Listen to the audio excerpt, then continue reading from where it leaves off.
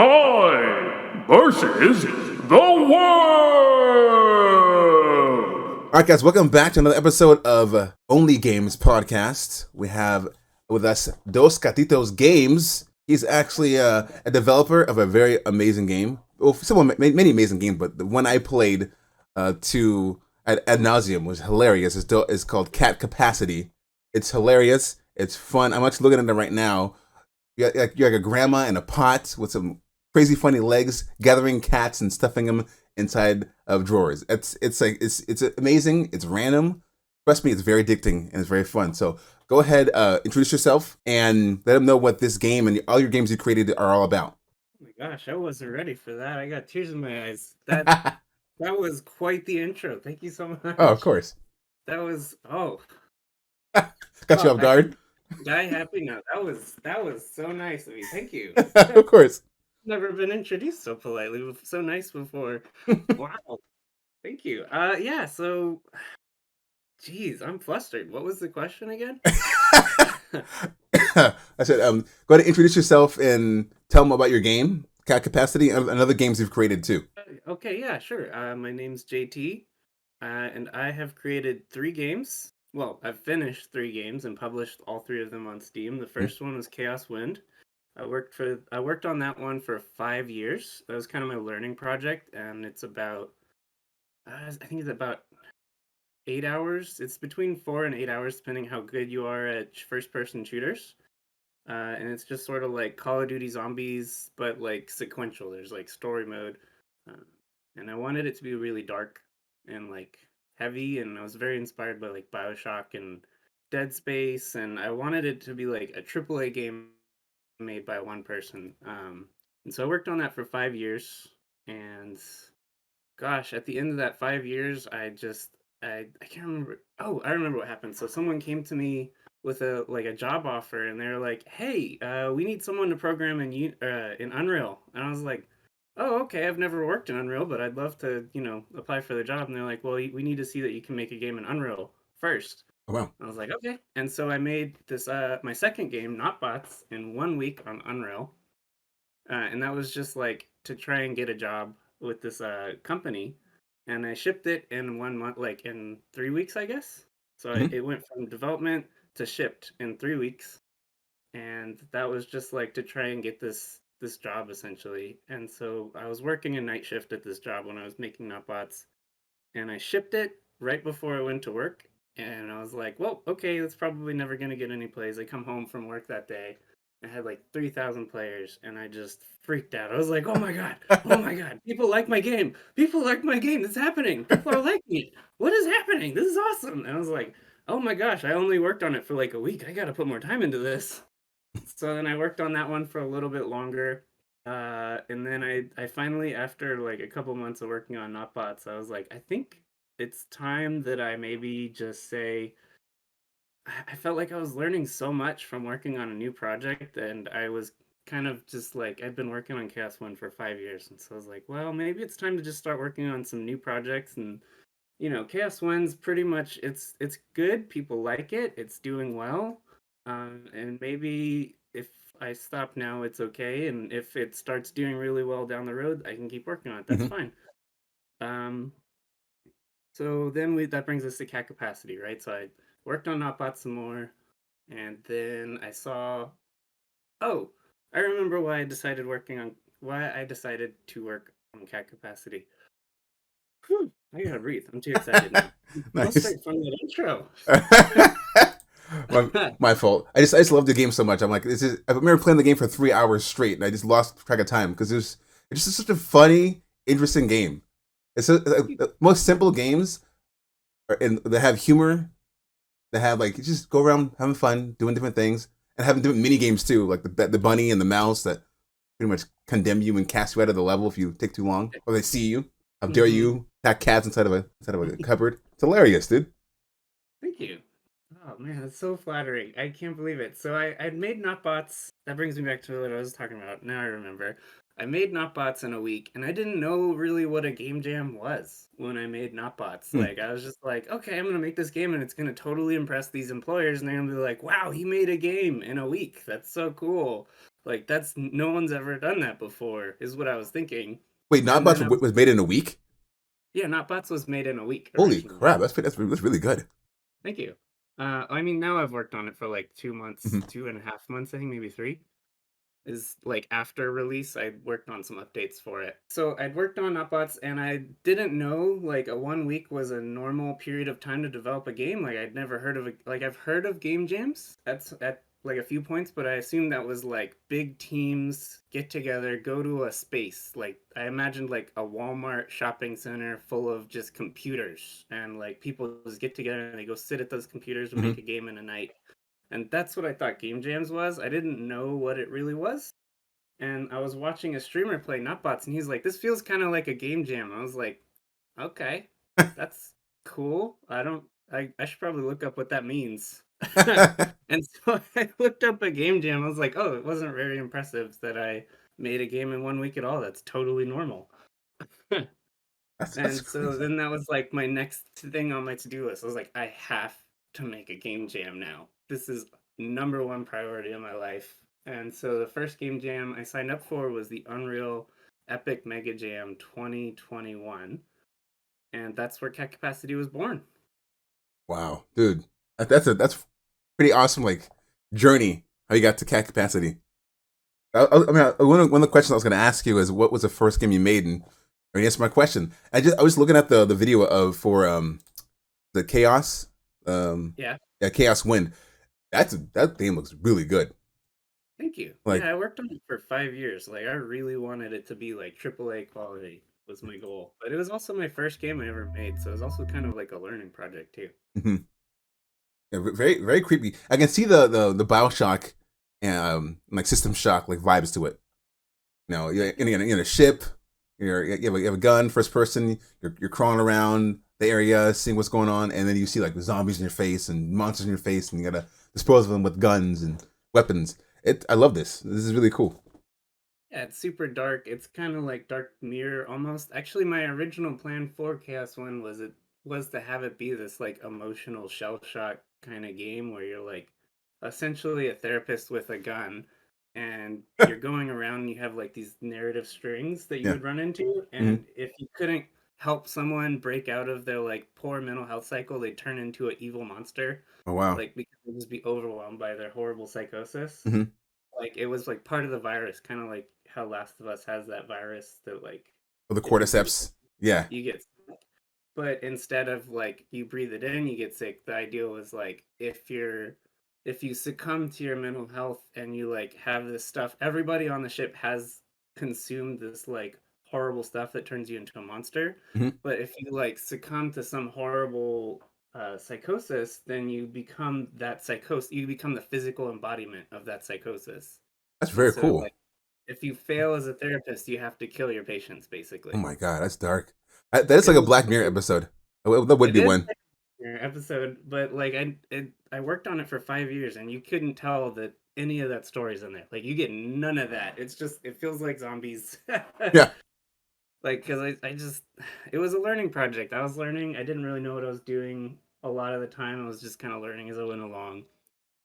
So at the moment, it feels kind of like Call of Duty Zombies, like Call of Duty Zombies meets Bloodborne. Like it's Hmm. just way way harder. Like it dialed up the difficulty of Call of Duty Zombies to like 11. I'm looking at the description for the game. It says how long will you survive? Like Yeah, Jesus, that is so foreboding. Like that's so like dark. Like how long will I survive in this game? Is it that difficult? I think the best horror games, they have the straddle the line of like difficulty and intrigue and fun factor. Like that's like it's kind of hard to meet the line. I've played many games where it's just like they think, oh, if you make it really really difficult for the player and have zombies in it, it's scary and they'll always be scared. Then I get frustrated when I don't progress past a certain crazy boss, a certain crazy enemy. But if you can like straddle the line between like scary enemy, boss, but then they're beatable with certain strategies, then you got yourself a good game. yeah. So it's Yeah. kind of it's got a strategy element to it. It's got these like you can upgrade your weapons in each round Mm-hmm. as you're going. Like the more damage you do, you upgrade your weapons. Um, a little bit more about Chaos Wind. Uh, I'd say definitely dialed more towards the super difficult where it's like almost frustrating, Hmm. but I knew I was making a really hard game, Hmm. so I went and put in save points. So if you get past the first boss, There it we go. saves where you left off forever. And then you don't have to beat that boss again. You get to the next boss. That's cool. That's cool. Yeah.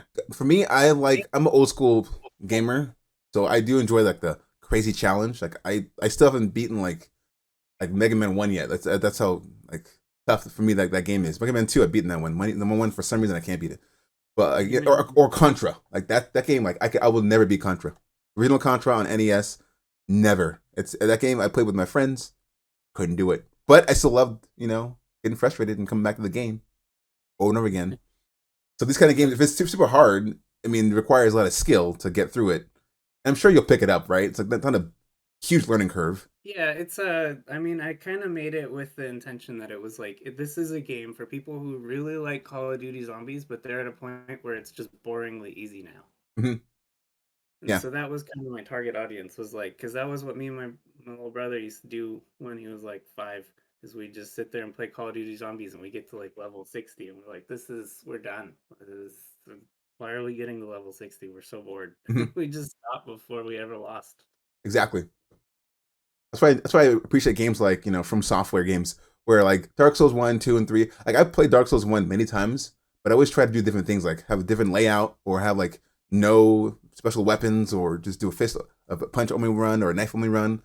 Like you can do that and make it more difficult for you. Especially if you beat the game like 5 times, you know every single shortcut, every how to beat every boss, all the weaknesses.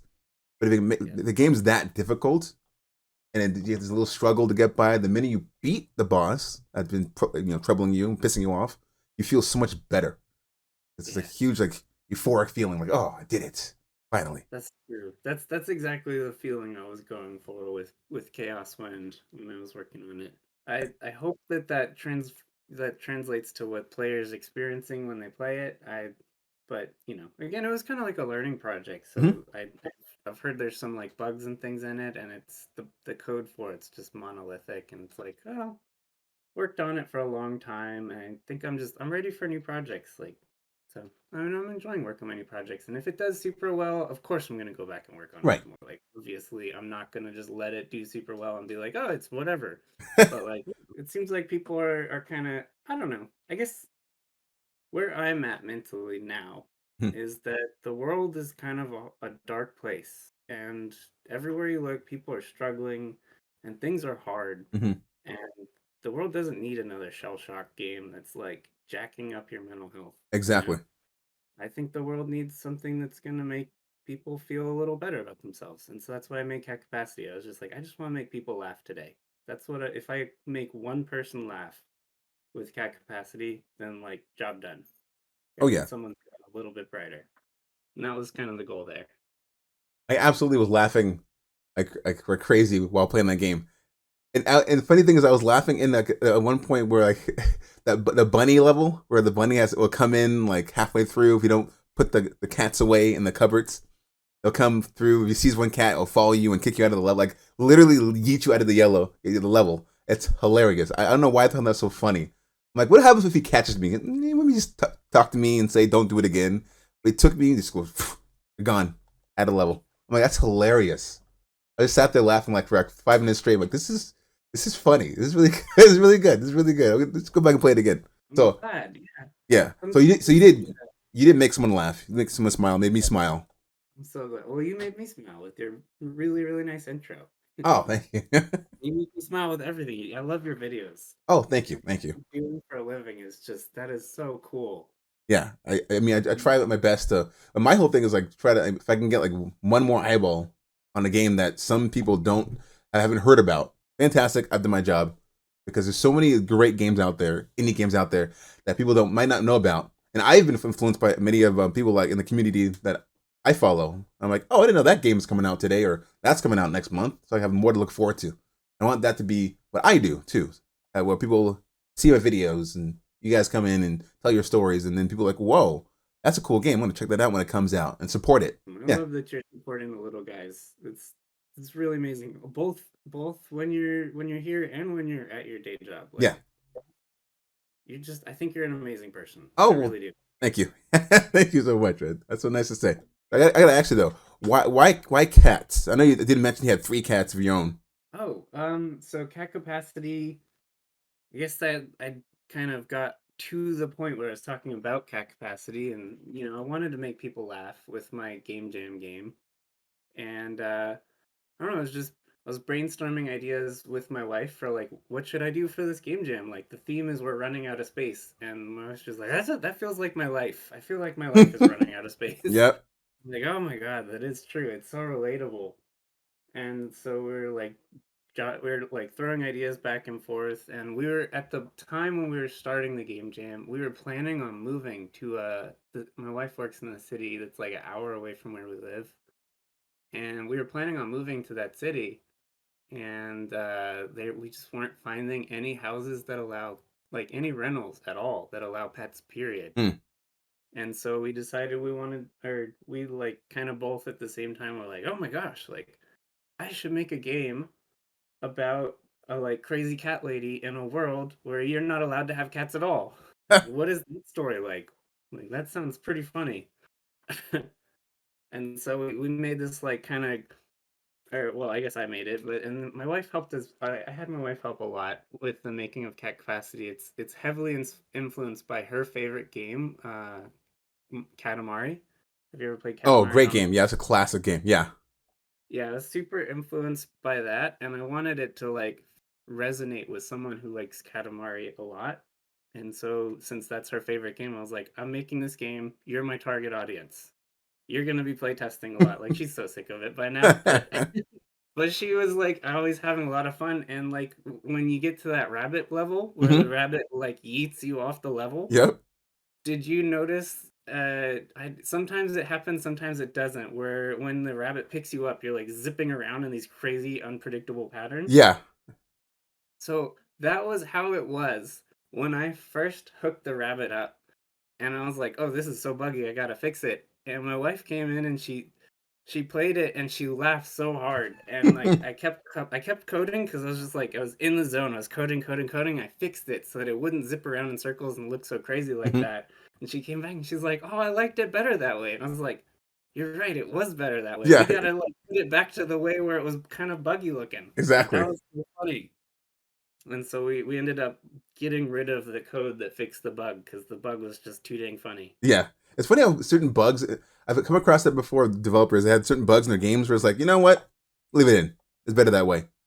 Where it's like it's kind of wacky. The game's wacky anyways. So you make the bug wacky. The bug actually helped your game. Why fix it? Yeah, It's a feature. It's not a bug. It's a feature. exactly. It became a feature, is what happened. I love on Twitter. I posted a video of it at one point of the characters flipping out in the rabbit's hands, and someone replied, they're like, "You're not supposed to attach actors to other actors in Unreal," and I was like, That's what I was doing all along.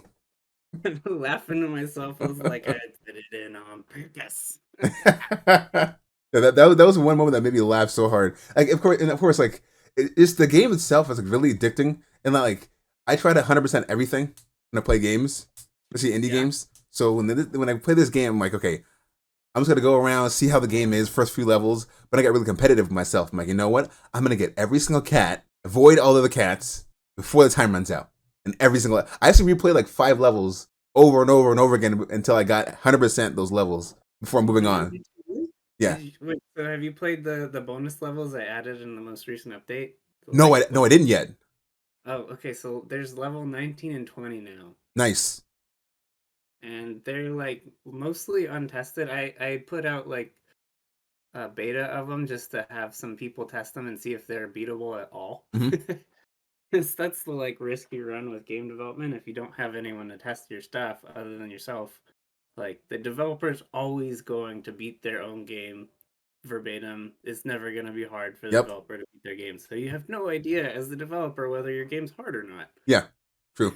So I just added them as bonus levels. They're after the credits.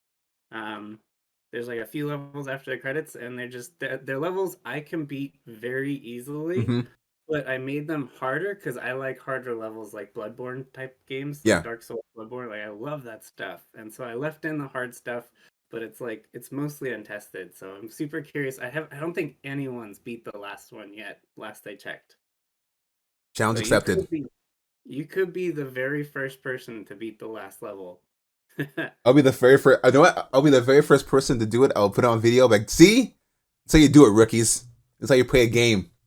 It's pretty hard. It's actually I called it the serpent trap after my buddy Zach Trap. He has like a streaming channel, and I was talking with him. He's like, "Oh, it'd be so cool if you did a level like this," and I made it, and I was like, "This level is so hard. It's staying in."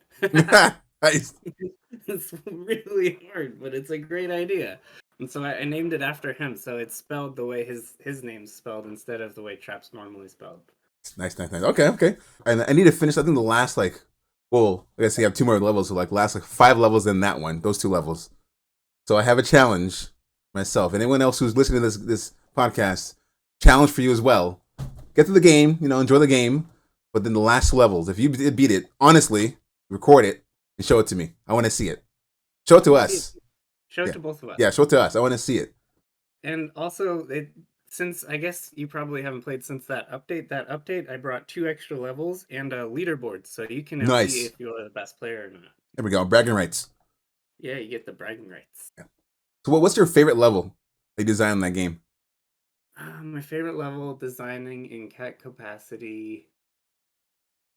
Ooh, that's tough. I think the one I enjoyed.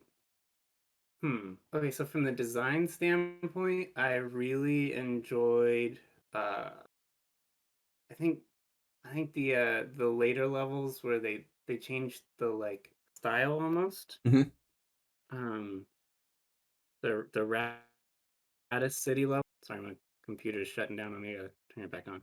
There we go. I really enjoyed designing those. That was a lot of fun, especially the Raddus Tower. I don't know if you've gotten to that one, but that was a lot of fun to design that one. And I hit a bunch of like Easter eggs. That was like the multi-tiered level. Yeah. Yeah, that one was good. That one's nice. That was one of the hardest ones to gather all the cats on. Remember that one? Where I put too many cats in one. Like I get kind of cocky and put too many cats in one drawer. Like I got enough time. I got enough, cats here. And of course the mega cat comes out. I'm like, oh crap. And it beats me down. All the cats fall out of me. I'm like, oh, I gotta do it again. Restart. So that was probably the most fun one to design, Mhm. but from the player standpoint, I really, really like Extra Heart is the one of the bonus levels Mhm. that's after you beat the game, you start unlocking bonus levels, and Extra Heart, I think I've spent the most time playing that one just because I love the challenge. I love trying to get like expert sneaking and stuff. I think that's super fun. Nice, man. Okay, I gotta get back to that game. I gotta play that game again because that was a very fun weekend I had with that game when it first came out. When he first put the first game out, I'm like, this game kind of reminds me of like those kind of like unique games where like this is like a diamond in the rough. You play it, you enjoy it, you're like, oh, Last of Us what? I don't know that game anymore. I know Cat Capacity. This game I'm gonna play until I beat it. I'm blushing so hard right now. There's no way.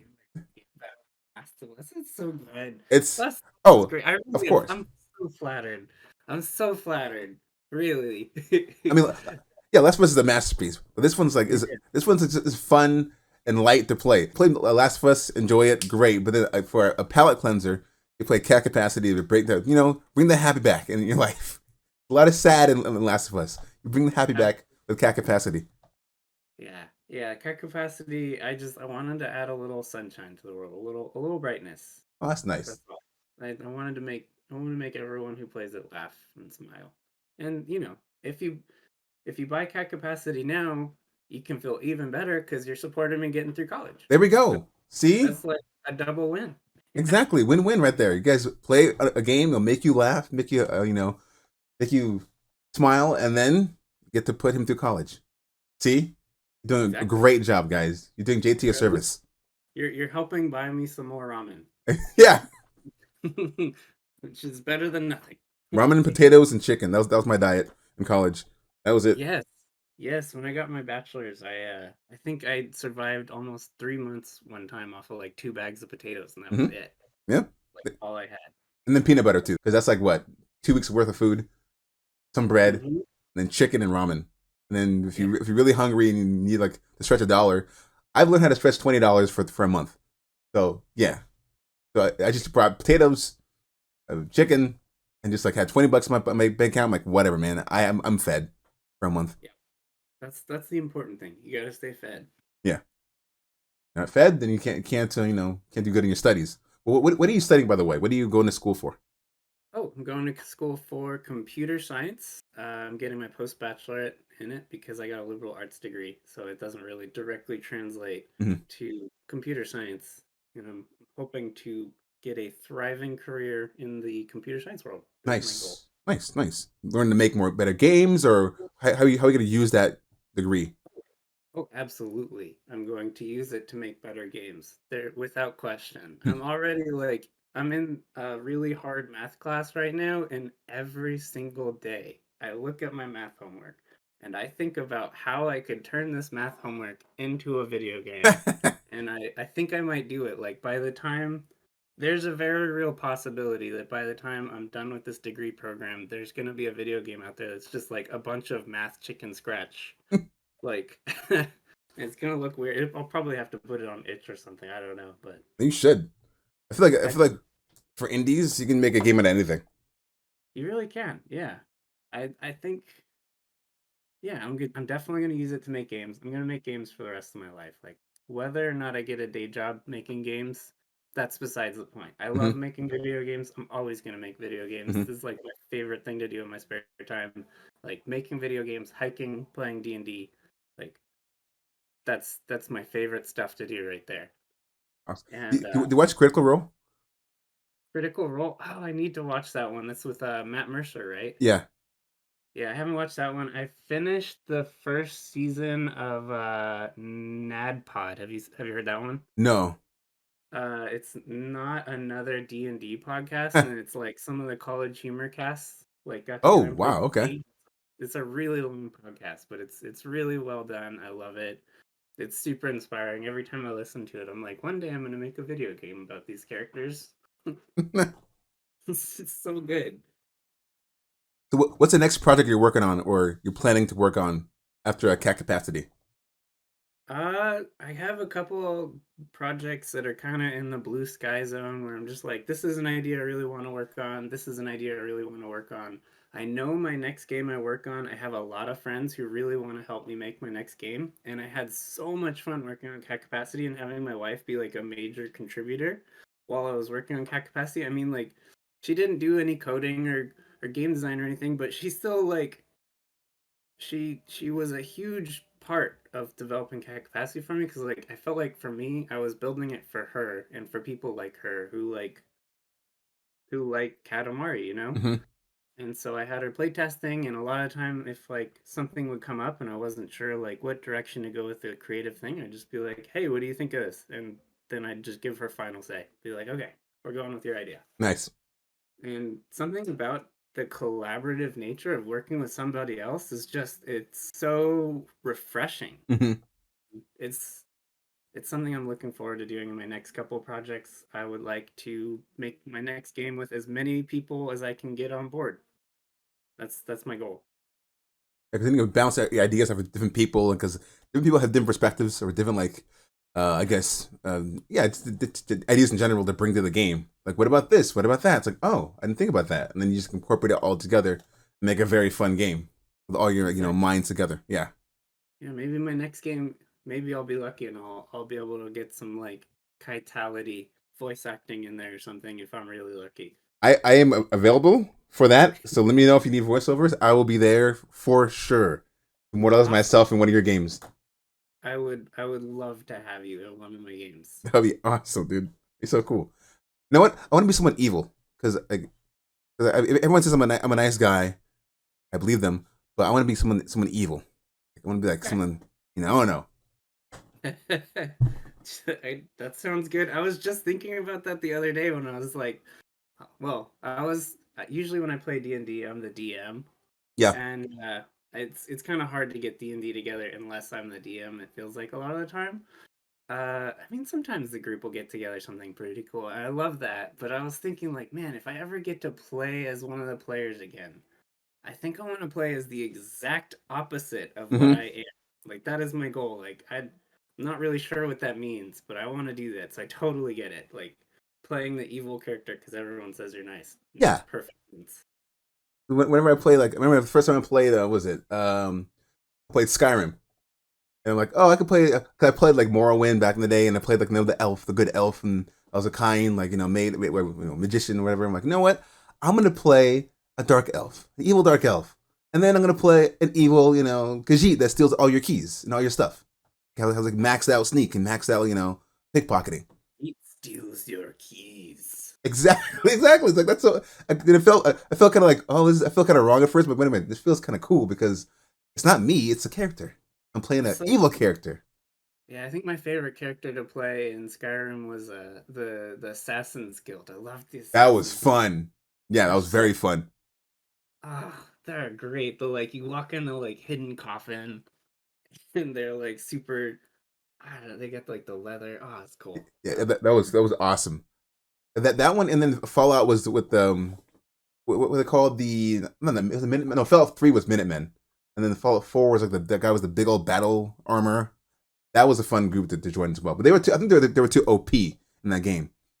They kind of like did your work for you. It kind of made me mad sometimes. I'd go out, like I'd be so excited. I'd go out with them, like, here we go, guys. I'm one of you. Let's go fight this one demon or monster, and they go out and kill it in like 5 hits. And like, good job, man. I'm like, I didn't do anything. Your battle armor and your crazy guns did everything for me. But I got the experience, so I was kind of happy about it. True to life role player games, I love those kind of games. That's why I was obsessed with Mass Effect for so long, because that was like you're living in a world in the future in a space drama, and there's so many moving parts. They were so interesting. I only played Mass Effect 3, so I don't know a whole lot of the story. I think I got to the first like successful like this character did it with this character scene. And I was like, cool, I did the thing that I was told was really exciting about this. I was like, I don't know. That one wasn't really for me, but I totally get why people like it. Like the story was super engaging and the world was super, super interesting, but the gameplay for me was just not, it didn't hold my interest long enough. Yeah. But that's totally me. I think I'm like one of the only people on Earth who was like, not so much this one. But I still get excited, like when I see people wearing the N1 jacket, I think it is. Oh, N7 jackets. Yeah, I love that insignia. So I love seeing that around. I'm just like, oh, that's such a cool jacket. Like, I totally get why people like it. Like, it's a good game. It's a really, really good game. Yeah. It wasn't for me. Like, that's fine. There's a lot. That's why there's a lot of games out there. It's like thousands and thousands of games out there where you can like. There's some games where I started playing. Like I just played like random like platform games. I grew up in the Nintendo era of Mario and Mega Man and Contra. Zelda, which Zelda bloomed to be like a much crazier, interesting game than like games like Mario and whatnot. Even though Mario had the mechanics, Zelda had a story. But then I played Final Fantasy. I'm like, whoa! I didn't know games can make you cry. And then I played games like Mass Effect, and I played games like BioShock. I'm like, this is blowing my mind. These kind of games exist. Yeah, BioShock, I think, was the first game I ever played, and I was just like, right? Put it down, and I was shell shocked for like a minute, and I was just like, that changed my whole world perspective. Yes. Like, I didn't even know games could be that good. Yes. This is amazing.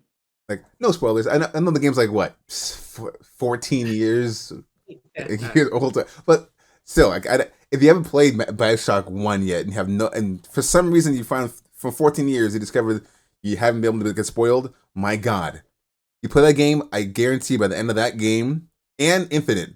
BioShock Infinite 2 shocked me too. Like I was like, what? The whole time I didn't know. It's brilliant. It's one of those games where it drops hints to you, and you think, because you're thinking like the developer told you like everything you hear, everything you see will make sense in the end. I'm like, okay, but it didn't really make sense to you. You kind of guess, but I never got it right for both games. I never got what the end right at all. I was guessing. I forgot about that. That's so cool. Oh, I want to play BioShock again now. I forgot he said that. Yeah. That was the little radio guy at the beginning, didn't he? Yeah. Yep. Holy cow, that is so cool. From the very first line of the game for both games, like they tell you the story. They tell you what the story is about, but in mystery. But then when you play the game and you finish it and you play the game again, I'm like, how did I miss that? first line of the game on both games, it tells you everything what the game is about. The writing, incredible. The music, incredible. Emotion. The bosses all have stories, all have themes. It's just Oh my gosh, the Big Daddy, when you first like encounter that first Big Daddy, I remember yes. my jaw just dropped.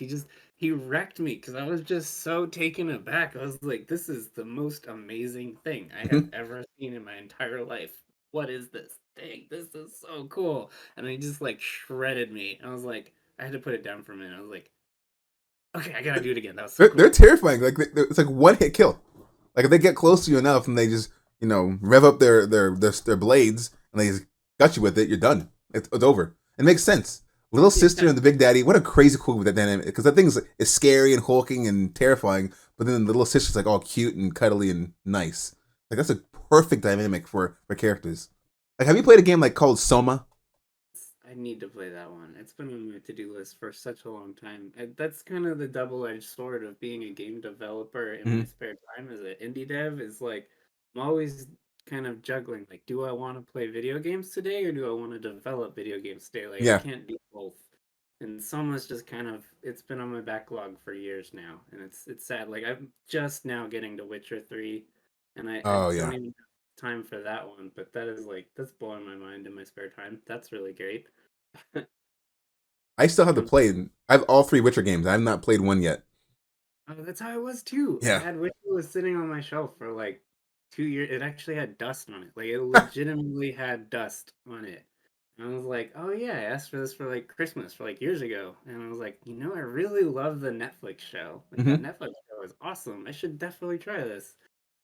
Can't recommend it enough. It's so good. I mean, you won't have time to play indie games for a while if you play it, which is kind of the sad part. So you kind of have to like balance it out a little bit. Like I try and separate it out. Like, okay, today I'm gonna play, you know, something small on Steam or whatever.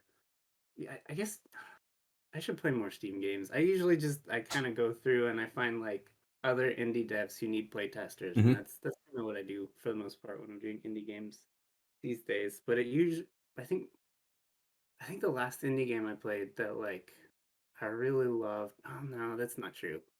I was playing Ultimate Chicken Horse over Christmas. That was a lot of fun. You played that one? Oh, it's that Ultimate Chicken Horse. Yeah, it's called Ultimate Chicken Horse. It's like a multiplayer party game, kind of like Smash Bros. Oh, nice.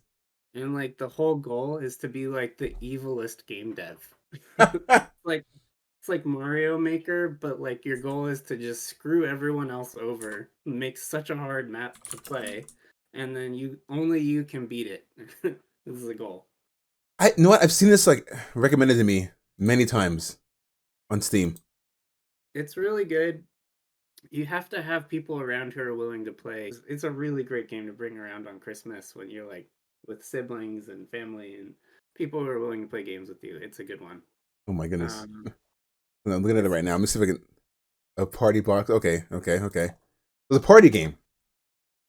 yeah, Oh, so the whole thing is like you make the level, but and then your friends jump on it and see if they can go through without dying. yeah, exactly. Well, Oh, your friends, you try and make it so that they can't get through it. this is great. You're I, trying to make it too hard for your friends, but just hard enough that you can do it. I mean, this game is hilarious. It looks really funny. I can see it like be like go from like being very funny, like haha, thank you, Jim, and to be like, dude, really, like don't be an a hole. Like people get. I think you might lose friends playing this game if you create a great game where no one can pass it. That's very funny. This looks It's such a good. game. This looks very good. I want to try this one out. I'm gonna put it on my wish list now. That's hilarious. It's just there's so many games that I want to play. They keep coming out. They don't slow down. They There's don't. so many games.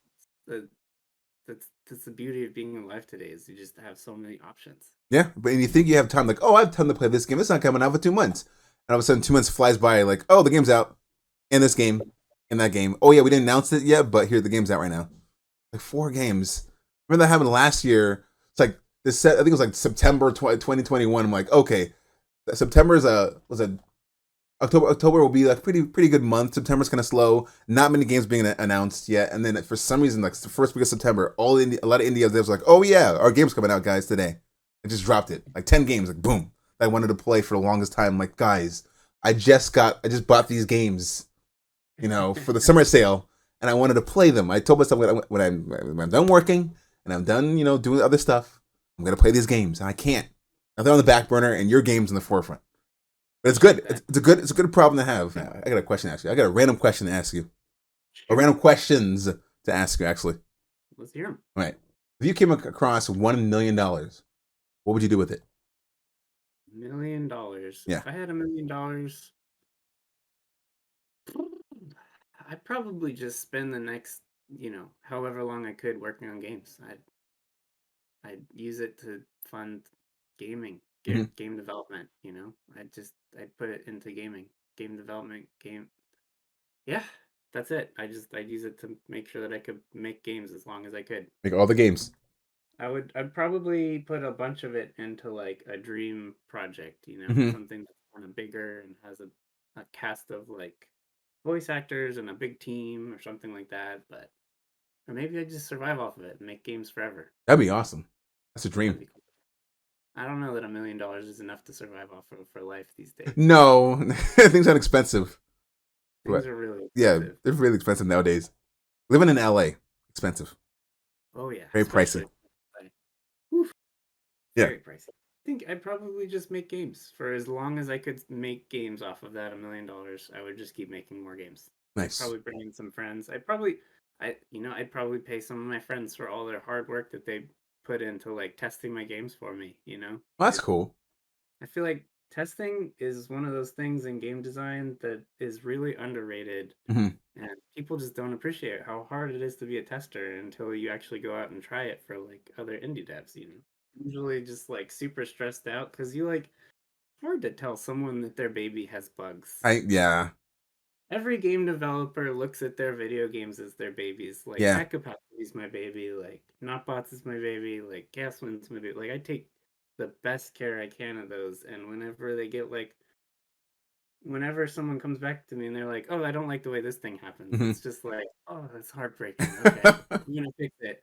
But I think it's really good to go out and like, especially on Reddit, like if you find some developers who are like, "Hey, I need a playtester," like it's really good to do that if you're interested in developing games, because that way you kind of get to see both sides. And like now that I've been on the playtester side, I know what I've put my friends through, and I'm just like, oh, they must hate me. I'm just like, no, it's not a bug. It's just a feature. Like that's what I wanted. Yeah.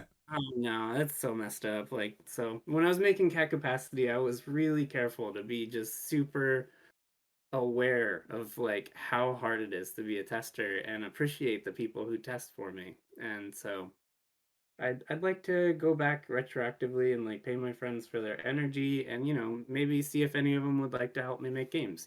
That'd be cool. Yeah, build like a team and then make your dream game.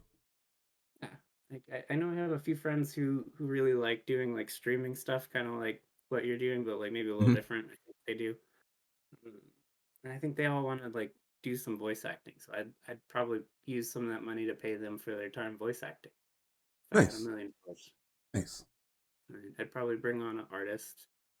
I mean, not that I think my art's bad, but I think there are people who devote their life to art, and I think they're pretty amazing people, like what they can accomplish. So that's a good answer. That's a very good answer. So how about this one? What emoji are you? Oh no. Ooh, that's a hard choice. Yeah. You just gonna drop the bomb on me like yeah, that? just like that. Hardest question. Wow. Dude. I think it's a toss-up. It's too hard to pick. I think I'm either the upside down smiley face or the poop emoji. That's the new one. Upside down smiley face. Why? Oh, that just feels right. I don't know. I'm just kind of like a little goofy, a little squirrely. I think the upside down smiley face is a little goofy, a little squirrely, so I think that's a good fit. Nice. And the poop emoji? Poop emoji is also a little goofy. Yeah, exactly. It is. I think I used that a lot when I was like, I think when those emojis first came out on the iPhone, I started using that a lot with friends. Yeah. I think at least that's what I aspire to be. I suppose I aspire to be upside down smiley face or poop emoji. I think more of the time I'm probably the swirly eyes emoji that's just like overwhelmed. But I try to be the upside down smiley face as much as possible. Nice. What That's about you? that's good. For me, I always say I'm like I use it a lot. So I'm like the crying face emoji. I always use that's like my most used emoji The on my phone. laughing face or The laughing crying face. I got the okay. sideways one or the ones like right side up. But I always use Those are that emoji. solid. Those are good emojis. Yeah. Why do you pick the laughing crying emoji? I try to find like humor in life. Like I said, like things are crazy. Things are like uh, very very tough nowadays, especially after the pandemic and even post pandemic. So, and the one thing I wanted to do for my like stream or content creation in general, especially when I first started streaming on Twitch, was like if I can make one person happy and smile, is going through crazy life, then I've done my job. They find a home here, they can have fun and talk and be themselves and find other like-minded gamers who are happy and just celebrate, happiness. That's cool too. So I guess my spirit animal for emojis is the crying laughing emoji because I always try to crack jokes. What would you do if you found $1 million on the ground? I would Does be that a get you very far in LA? oh my goodness, that would give me like a blade of grass on like a house in LA. No, what I would do actually, I would actually like take half of that and put a down payment on a house because it's pricey as hell here, and I did and like the cat capacity, you need space. Like we need space here in the house. If I do that. What? Oh, sorry. I was just saying you need the space. It's Yeah. a quote from an old movie. Oh gosh. Yeah. Dude. Even though I'm trying to be minimalistic, but things still just get piled up here and there, and clothes and shoes and like a cat and cat food. It's crazy. So I do that. Get a bigger place, and then And then you fill it with cats. fill with cats and then stuff them in drawers and Yes. cupboards and fireplaces. Because God forbid a bunny comes along and eats me out of my house. That'd be terrible. It'd be a horrible way to go out. But I would take half of that, and I would honestly I'll take some of that and actually go on. I do it sometimes more. I want to do it more, but gotta watch my finances. But I do support developers on like Kickstarter or Indiegogo and like different places and Game Jolt and whatnot. I'm like, I want to do that. I would do that more. I would give more to projects that I love. Even if I didn't play the game, I'd still like promote it and talk about it. This team wants to realize their dream. Boom. You need $100 more to meet your goal. Gotcha. 1,000 more. Boom. No problem. I'll do that. Just help them out because I've seen a lot of projects across all places that indie devs post their games. And I'm like, dude, if I had a little bit more, and some projects I support on Kickstarter, and they're like $100, $1,000 short, or $2,000 short, or Artful Escape. I mean, I supported them way back when, like 5 years ago, and they're like $10,000 short of their goal. I'm like, if I had that money, I would drop it in a second to see this game through, and it ended up being a great game. So yeah, I would absolutely do that to help developers like just realize their dream sooner. What kinds of things draw you to like what's your favorite genre that you would want to like encourage the most, or is it just indie in general, or I, there's two different genres. I think like any game that's for me feels like art, like the Artful Escape, Grease, Hollow Knight. That feels like it was done like it's like a masterpiece. It makes you feel immediately and all the way through. Like Life is Strange, like it makes you just it grabs you, won't let you go to the very end. Like those kind of games. Or I'm a big fan of roguelites, roguelite platformer games, roguelites in general. I play Skull. I play what was it? I think I how played was that one? I really want to play that. Skull is amazing. Skull is very. I think I played the demo a while back, and then I think I got delayed for a little bit, and then when it dropped randomly, like I think like in October, I'm like, oh, it's out. So I played it for like on stream for a few months and off stream for like 3 more months. I still go back to that game, and I had another game that came out as like that. It's called Nightmare the Lunatic, which one of my friends who like promotes indie games showed it on her Instagram. I'm like, I did not know that game existed. I went to Steam, bought it. I've been playing it ever since. It's called Nightmare the Lunatic. I'm gonna look it up. It's very cool, dude. Yeah, so if you like Skull, it's kind of like Skull, and like the art design's kind of similar with like the progressively difficult levels. Go yet either, but Yeah. it's on my to-do list. Whenever I get this degree and I get a good job, I think it's gonna be like I'll probably just have to take like a month and just go through my backlog of indie games and just play all of them because it's getting really long. It's getting out of hand. No, no, seriously. You know what? I'll do that too. I'll be like, you know what? Take some of my money, put it away for a while. Like I have how much is it? 7, 8 months, 6 months worth of money. Okay, let me just go on a hiatus from my job. 6 months. Put this in the bank.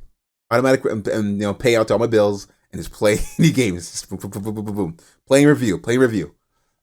That'd be really nice. I would love to do that. Like I'd probably take like maybe a month or two off of like game development to play games, but as I'm saying it out loud, I'm realizing like I can't do that. Yeah. I play like halfway. I play like a quarter of a level in a video game, and I get so fired up to make video games that I just immediately like pop out of the couch. And I'm like, I gotta go do this thing. This is gonna be so cool. You gotta see what I'm gonna make. That's good. That's good. That means that you're inspired by the games you play. That's fantastic. I really am. I love video games.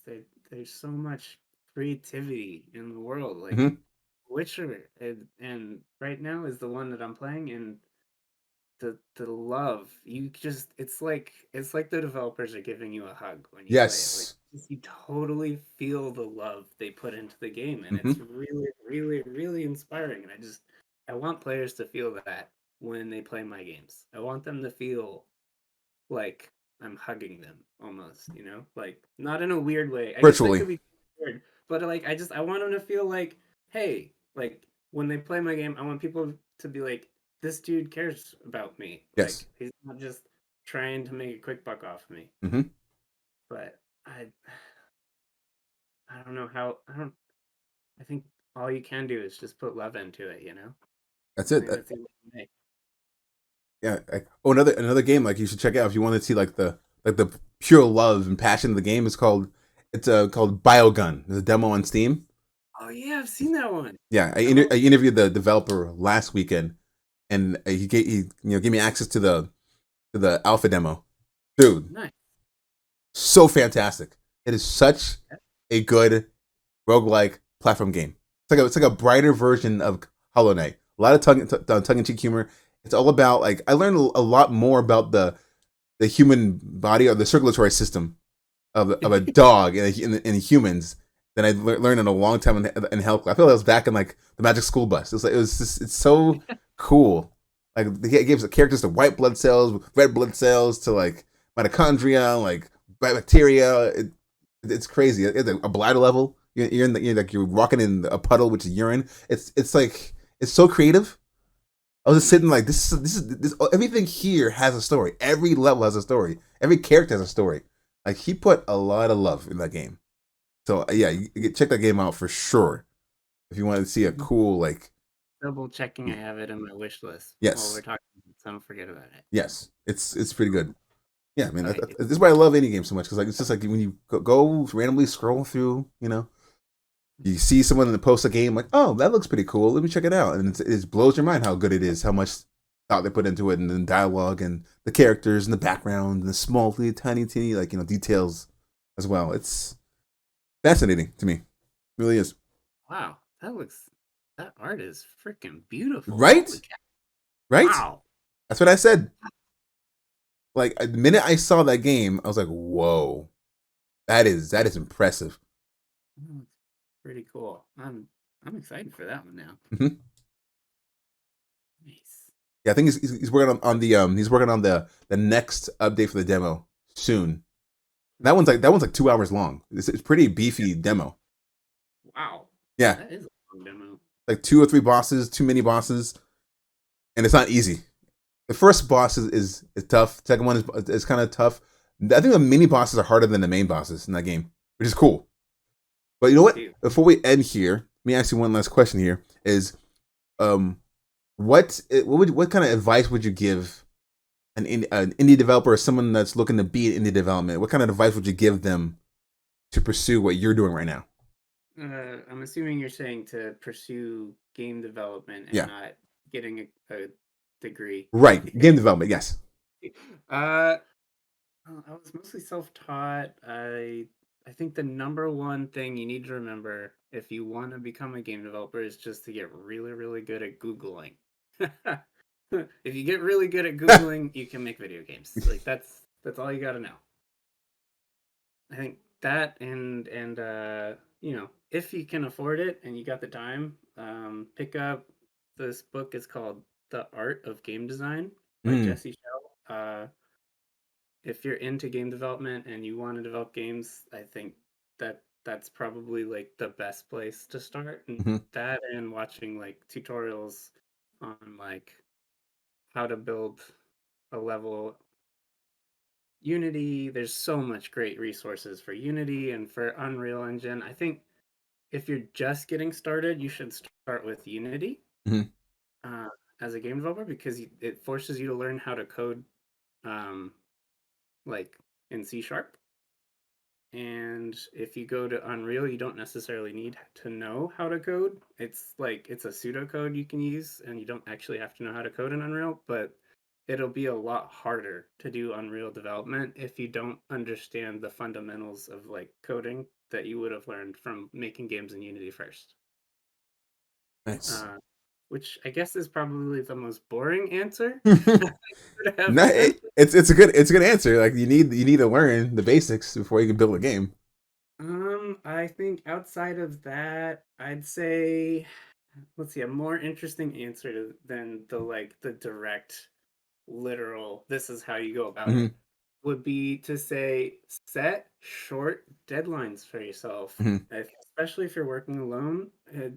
Working on a game for 5 years, uh, you know, is it's really, really cool, and it's very fun, but you're not going to learn as much from making one game for 5 years than you would from making 10 games in 5 years. hmm Like, as an indie developer, you learn the most at the beginning of a game development cycle. Like, when you first start a new set of like a new set of problems, you'll learn a lot more than you will from like 5 years in, you're just doing art, you're just fixing bugs. Like by the time you're 5 years in, you're kind of doing the like daily stuff, which is still fun, but it's not.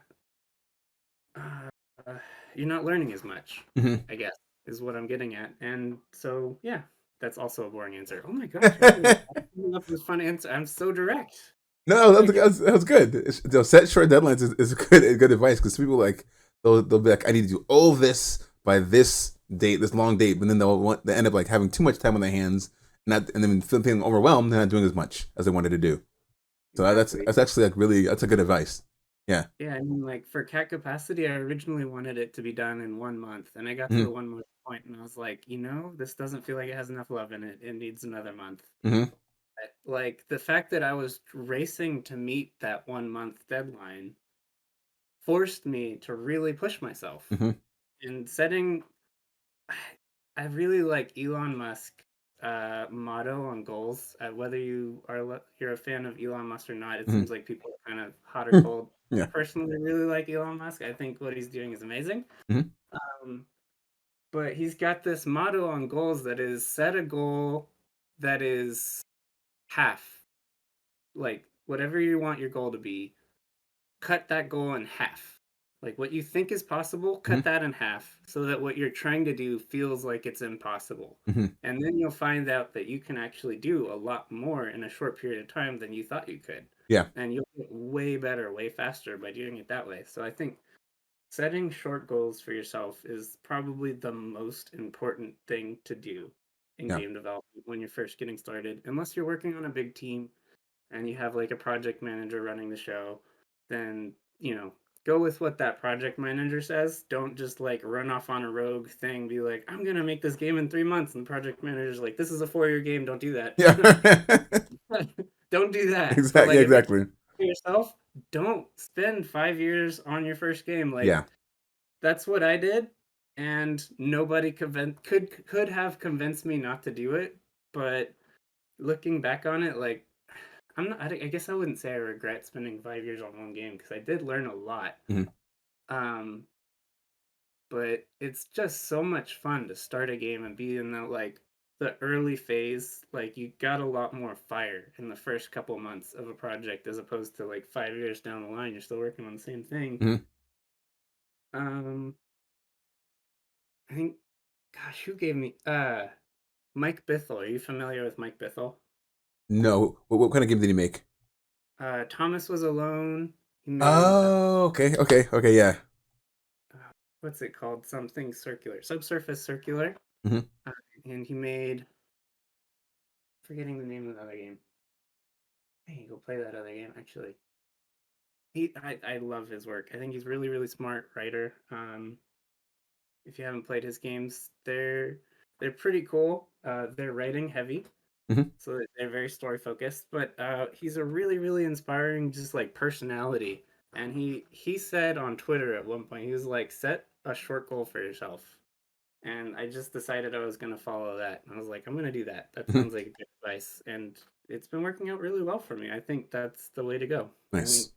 short goals is the smartest thing to do. Um, and as a new developer, I know when you first start developing, you feel, I shouldn't, let me rephrase this as a me thing. When I first started developing video games, I felt like I went from being just like some random guy to almost being like godlike, like encoding. I was just like, I can do literally anything I want to do. This is amazing. I'm gonna make a AAA game by myself. Nice. And I think I've met a lot of people that have had that feeling. Hmm.